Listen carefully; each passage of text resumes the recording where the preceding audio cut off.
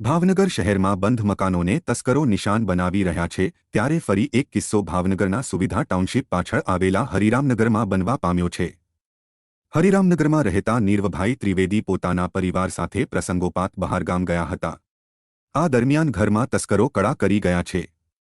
ભાવનગર શહેરના સુવિધા ટાઉનશીપ પાછળ હરિરામનગરમાં રહેતા નીરુભાઈ ત્રિવેદીને તેમના પાડોશમાં રહેતા લોકો દ્વારા ફોન કરીને જાણ કરવામાં આવી હતી કે ઘરમાં ચોરી થઈ હોવાનું લાગી રહ્યું છે। તેમના ઘરમાં મકાનના તાળા તોડીને ઘરમાં ખેદાન મેદાન કર્યું હોવાનું જણાવ્યું હતું। બનાવ બાદ નીરવભાઈ બહારગામથી પોતાના ઘરે આવવા પરત નીકળી ગયા હતા। કેટલી માલમત્તાની ચોરી થઈ છે તે હાલ જાણી શકાયું નથી, પરંતુ સૂત્રોના જણાવ્યા પ્રમાણે નીરુભાઈ ત્રિવેદી પોતાના ઘરે પરત ફરી રહ્યા બાદ આગળની પોલીસ ફરિયાદ પરથી ચોરીની સંપૂર્ણ વિગત સામે આવી શકે છે।